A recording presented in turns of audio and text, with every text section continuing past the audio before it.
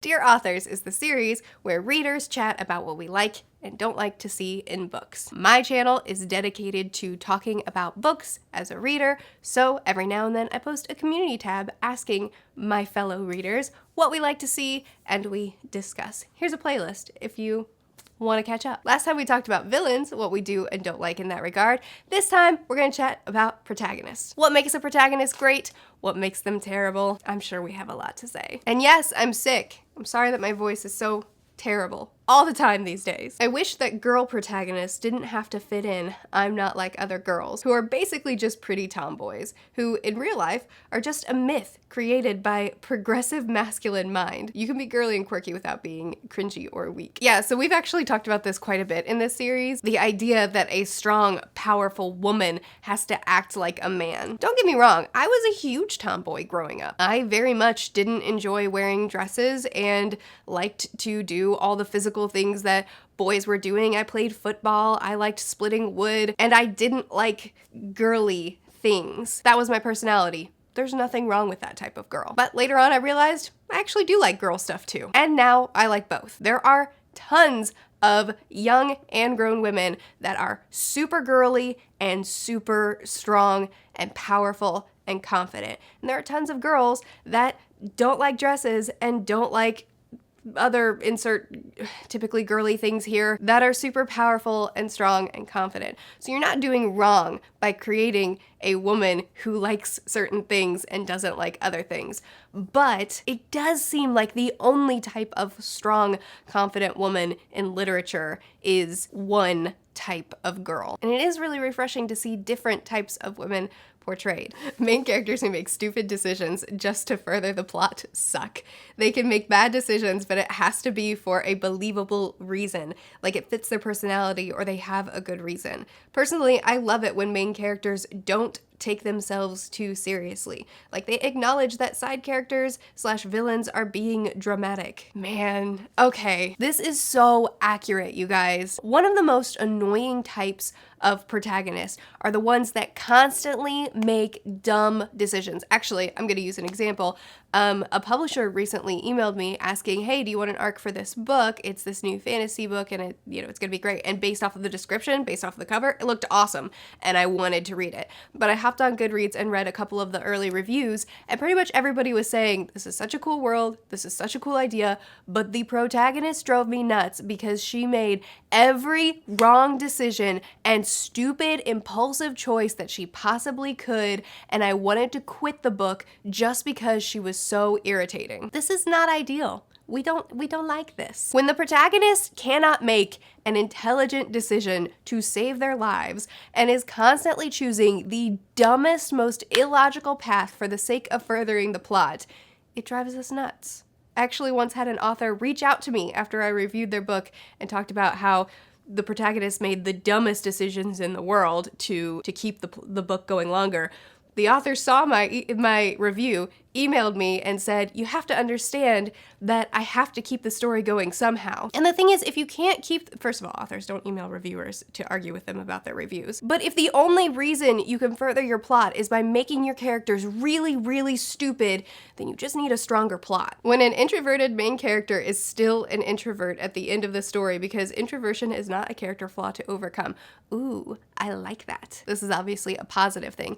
That's a very good point. I think just in general, there's one type of protagonist, and there has been one type of protagonist for a long time, and anytime we see someone that has different personality traits, it's just so nice to see. When the main character is really flawed, people in real life aren't perfect at all. So it not only makes the character more interesting, it also makes them more relatable. I agree with this. I just recently read a book, The Heart's Invisible Furies. This book basically had no plot. It was all about the characters, which isn't usually my style, but I ended up loving this book because the main character was so amazing. And I didn't even like the main character in the first half of the book. I found him really frustrating because we started with him as a kid and he grew up and we saw him make so many bad and selfish decisions, but I saw so much growth in him that by the end, he was one of the most incredible characters in the world. And watching him form into that person was an amazing experience for me and made him feel so real. That's actually not what this commenter was talking about at all. The point is, just because a character has a flaw doesn't make them unlikable. In fact, giving them flaws makes them feel real. And when they become great characters, it makes it feel earned because you watched them grow. Ideally, they grew slowly so that it felt natural and not abrupt. There's a difference between being really stupid and choosing the dumbest route you could possibly take for the sake of furthering the plot, and just being a flawed character that sometimes treats people badly or makes a big mistake because of impulsivity or whatever. Sometimes showing your flaws is very different from being one big walking flaw. Don't get me wrong, I do love following really morally great people too. There's just varieties of great main characters to follow. This is oddly specific, but humor. I love when a main character has sass and is able to crack jokes as well as they can fight. I don't need my main character to be broody McEdgy all the time. I agree. Characters that can crack jokes a lot and that are super funny, they are the best. Not every hero needs to be so young and clueless. I love heroes that have lived some life and can be more mature. Also, it just seems to make more sense for backstory when the character has lived more life. Not every 20-year-old has had enough trauma for 3 lifetimes. So I guess this is probably more directed at young adult, because in adult literature, we have young protagonists as well as adult protagonists. So I don't really feel this frustration as much because I read quite a bit of adult, so I have plenty of adult protagonists that have already been through life, but I do agree with you. I hate it when main characters are described as artists, but their POV never refers in any way to that. An artist would pay attention to architecture in the plans of the places they're in, notice things like a pretty portrait in someone's room, and describe things in a colorful way. I like that. That's a good point, and that just adds a lot of personality too. It seems like I read quite a few books that have very bland protagonists. It could be an incredible world and an interesting plot, but the main character is just a blank wall. And that's unfortunate because I like liking characters. I like connecting to the people that I'm following for 500 plus pages. An easy way to give them a little bit of personality and not make them feel like a useless lump is by adding little things like that. They're an artist, let them see the world in an artistic way. I can't remember what book I was reading, but the main character, oh, now I remember. I think it was Letters to the Lost. The main character is a photographer, and I was reading a scene, man, this was so long ago. I was reading a scene where she was talking about a statue that she wanted to take a picture of, and she was thinking about exactly how the light was hitting it and some other artsy stuff. And Corey was reading it over my shoulder, and Corey got so excited because he was like, that is how photographers view the world. He said, I'm always looking for my light. I'm always checking to see how light hits things, and when the light hits something just right, I want my camera on me because that is what makes a picture, or one element that makes a picture. I don't know, I'm not a photographer. But different people who are passionate about different things, they view the world through a different lens, and such a simple way to give your character something that's uniquely theirs is by figuring out what lens they view the world and letting that be incorporated in their narrative voice if it's in first person, or just in the way they interact with the world if it's in third person. Those little details make characters actually real and stop them from being just a blank slate. That said, I'm gonna mention something that I mentioned in my villain thing because this is a pet peeve of mine. One thing I hear all the freaking time is this character was intentionally boring and completely personalityless because the author wanted the readers to project themselves onto the characters. No, they didn't. I call BS on that because never have I ever heard an author say, I intentionally made my character boring as boring could be because I wanted my readers to project themselves onto the character. Never have I ever heard an author say that. That is only what I hear readers say when they're trying to make an excuse for a boring character. I do think that people genuinely believe that, so I'm not like calling people liars or anything. I just don't think that that's what authors are actually doing. I don't think any author actually sets out thinking, no, I don't want personality on my main character. I'm intentionally leaving that out. I want my main character to be totally forgettable, completely personalityless, totally mind-numbingly boring to read. I'm doing that on purpose for my readers. I have never heard an author say that, and I don't think any author actually sets out with that goal. I think sometimes authors just do a bad job at writing main characters, and then readers are like, oh no, I'm sure it was intentional. Like, they just wanted me to have the experience of being the main character. I'm sorry, but you could make the most interesting, layered character that feels like a real human to me, and I get just as involved in the story and feel like I'm going along with that character just as well as I do any other type of character. If a character has a personality, I'm not suddenly like, oh, I can't participate in this story. Instead, if there's a really bland, boring main character, my only reaction is, oh my gosh, I'm tired of following this person. They make this really cool world seem so dull. It's something I have strong opinions on. Please stop trying to write stuff you don't know about. When writing an Asian character, for example, try to know more about the culture. Do your research. Yeah, we can't ever expect an author to know everything there ever is to know about something, but there are so many books where it seems like hardly any research at all was done. Giving an example that's way less significant than race, if an author writes about a hobby that I actually care about, like let's say that an author decides, hey, I want to write about rock climbing, and then they decide, I don't need to go rock climbing to know this, or even talk to someone who's ever been rock climbing. I probably get the gist of it. An author is well within their rights to do that. However, me, someone who deeply loves rock climbing and grew up doing it and had a father who was very passionate about it, and it was one of our biggest bonding points, it's gonna really irritate me if you say everything wrong about rock climbing and just make up stuff that you think sounds right. It'll draw me out of the story, it'll make me distracted by the inaccuracies so I can't focus on the plot, and it'll just be annoying. It's not gonna make me put down the book, but it's gonna be annoying. Now add in something that's actually important, like a culture, and it's just a good idea to do some research. They just have to feel like real people. Real people make mistakes. They fail. They get overwhelmed. They give up. Heroes who always win and never get beaten are boring. So we hit on this a ton in the villains video, and I completely agree. We just want real people. Not the person that will never be defeated, not the person that can never lose a fight, not the person that's bland as a sandbox. What? I'm so bad at deciding what is bland. We just want an actual real life person. Adding layers and personality to a character, whether they're the most epic fighter in the world who also has weaknesses, or they're an introvert who stays an introvert. We just like characters that are layered and that feel human, and when we walk away from the book, we feel like we got to know a person instead of read words on a page. My cat is kicking around a ball and making a ton of noise right outside the door, so if you hear it, that's him. Characters who actively seek out adventure instead of it just falling into their lap. Their fate isn't predestined, it's what they choose to make it.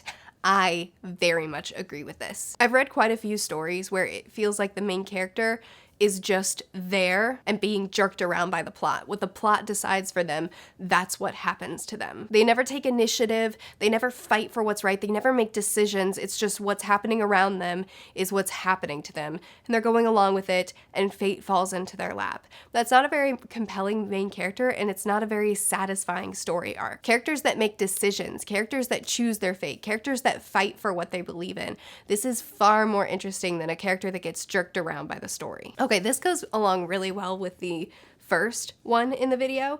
Also, if the main character has an I'm not like other girls complex, show her rejecting it. That complex is realistic. It happens to many in real life girls, but many get over it. So let the main character get over it, embrace their feminine traits, and be better for it. So I think the main issue with I'm not like other girls is that girls are awesome. I like being like other girls. Girls make great friends. I have many women in my life that I hope desperately that I can someday be more like. Being like other girls isn't a negative thing. I like being a woman. I don't need to be more like men in order to like myself. I don't need to hate on other women in order to show that I'm cool too. When the main character isn't a complete narcissist. I hate when all the side characters' entire being just revolves around the main character. I really struggle to like a character that just completely takes everyone around them for granted and only concentrates on the main character's problems. It also makes me dislike the side characters because it makes them seem spineless. I like this because one of the things that will sell me on a character and on a book book overall faster than anything else is strong platonic friendships. Take the Gentleman Bastard series. A lot of people hate on books 2 and 3 because book 1's plot was really, really strong. I think book 2's plot was really, really strong, but some people don't like it. And then book 3's plot really wasn't as strong. This is my favorite series ever, and I see the flaws, and I don't care about them. Why? Because Locke and Jean are 2 of the best characters I've ever read, and their friendship is unmatched. I love the plots in all 3 of these books. I think that they're all really fun and engaging, but I read these books for these characters, and this is speaking as someone who very much likes a strong plot in their books. I read these books for these characters. Their friendship, their die-hard loyalty, the fact that they would do anything for each other. I've never read a romantic love as strong as this platonic friendship. That's how much they love each other, and it's beautiful. Nothing will sell me like friendships and main characters that don't need anybody's help, and everybody else around them is stupid and incompetent and should just leave them alone. Those main characters are not likable to me because nothing will get you through life like a friendship. And characters that acknowledge that and find that, there's nothing like it, man. Just stand up, books. That's not to say that a narcissistic character can't be interesting. If that is their story, that could be a lot of fun to read. But if that's not the point and the character is just narcissistic because they're better than everyone else, it's less interesting. Ooh, okay, this commenter worded my rant earlier very, very well. I love main characters who aren't just tools that fulfill the goals of the good guys, but actually have their own goals which affect the rest of the world.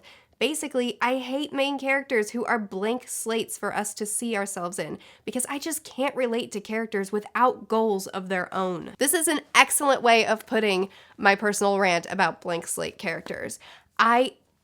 Yes, I can't relate to a character who has no personality, no goals, no agency of their own. That's not a character I can project myself onto. I'd rather have a character that I can learn from and that I can watch grow and be inspired by than a character, I don't want to follow a character that is a blob. I really dislike main characters that are perceived as heroes, heroines by everyone else. I absolutely love it when the main character could easily be labeled the antagonist if the story was told from a side character's perspective. I also really like it when the author doesn't force us to see the other characters through the main character's eyes. I will still love and relate to the main character, but I can also disagree with the main character whenever there's a conflict and recognize that they are in the wrong while the side characters are in the right. Yes. Layered, flawed characters and morally gray characters are so great. Bad, when they are very good at several crucial things from the get-go, or talented, pick up things fast with zero effort, and don't have to really work for anything as the story progresses. I mean, who, for example, fights or throws magic around like a seasoned pro after a few weeks or months of training? I like my main characters, especially the younger ones, to suck at some things for a longer time, so it feels like they really earned the final result. Hard agree. Watching a character finally defeat the big bad or the antagonist, or not defeat them but come really close, whatever the story is, feels so much more satisfying when we watch the character fight to get there. But when a character is just magically, awesomely good at everything, their wins really aren't satisfying at all. A main character having conflict with another character or a villain, yeah, sure. But a main character who has conflict with themselves about the choices they need to make and things they need to overcome within oneself always makes things 100% more interesting and adds an extra layer of depth. Yes. Please just give your main character personality. Same. All right, we've gotten to the point where I've been scrolling for a while and everybody's saying the same thing, so I think we've gotten the general consensus. We like main characters that are layered, filled with personality, not a blank slate, that are flawed, potentially morally gray, and even if they're not morally gray, at least they make legitimate, real mistakes. Not because they're stupid and can't make a single right choice throughout the entire book because the plot is so feeble, but because they're human. Also, there are so many comments about not like other girls. I feel like at this point, everybody should know that the not like other girls trope is not popular, but you still read it. So let's say it again. Women are great. There's nothing wrong with being like other girls. Just make them layered because we happen to be layered too. That's it for our discussion about protagonists. Be sure to check out the community tab because there were tons of great answers there, and continue chatting about it down in the comments. What is your favorite and least favorite type of protagonist? I post videos every Sunday, Tuesday, Thursday, and Saturday. I'll see you guys again soon. Bye.